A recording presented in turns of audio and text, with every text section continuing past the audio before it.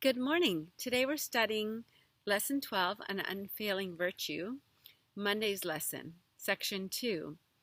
So we have discovered yesterday that charity, God's divine agape love, selfless love, is the greatest motivation, the greatest power in the universe.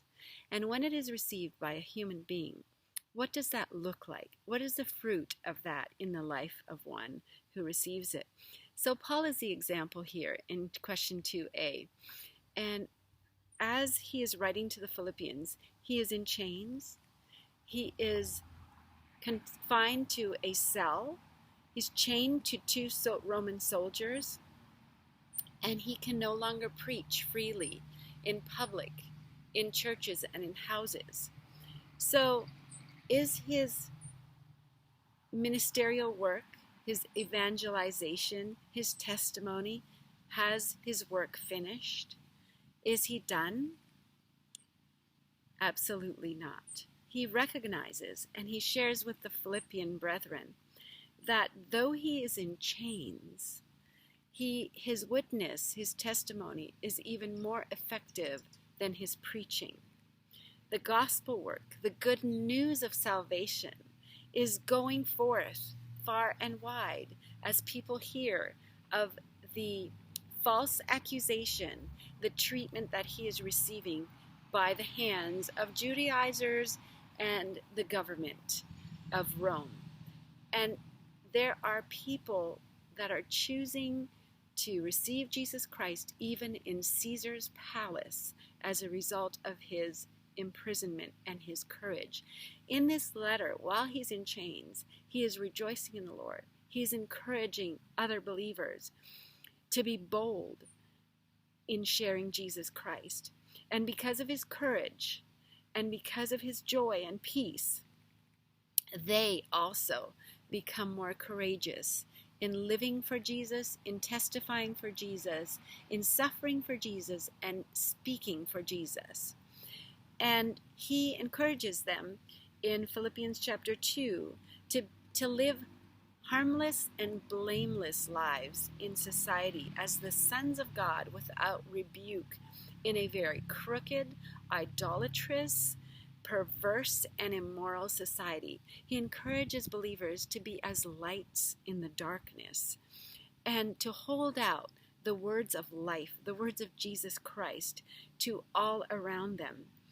Paul's rejoicing is not in vain, and he says, even if I have to die, this too God can use for the salvation of souls. So we know there's a great controversy in our society about whether women can be ordained in churches to be pastors. You know, God has already ordained us. We don't need an official title.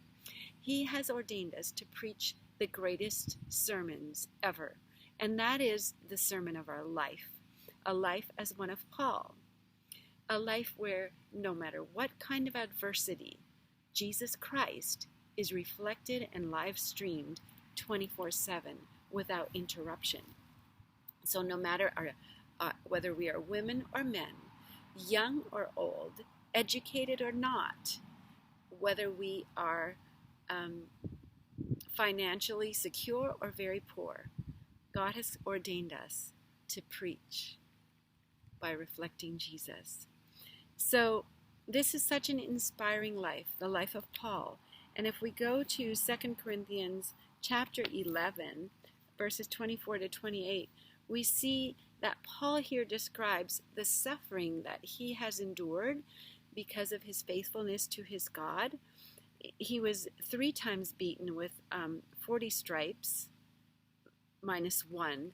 As a Roman citizen, he was not allowed to be beaten more than 39 strokes. He had been stoned. He had been in shipwreck. He had been in prison. He had been in terrible peril in the water, in the deserts. He had been robbed. And he had been in the wilderness, in perils in the sea, and in perils also from false brethren and false accusations and Judaizers. He had been in weariness. He had been in a lot of pain. He had been hungry, he had been thirsty, fasting, he had been cold and naked without sufficient covering.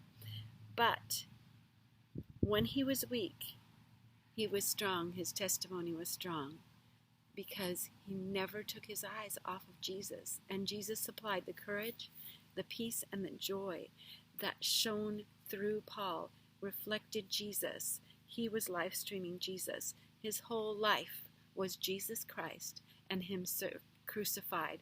And this was his message. This was his life. This was his one desire.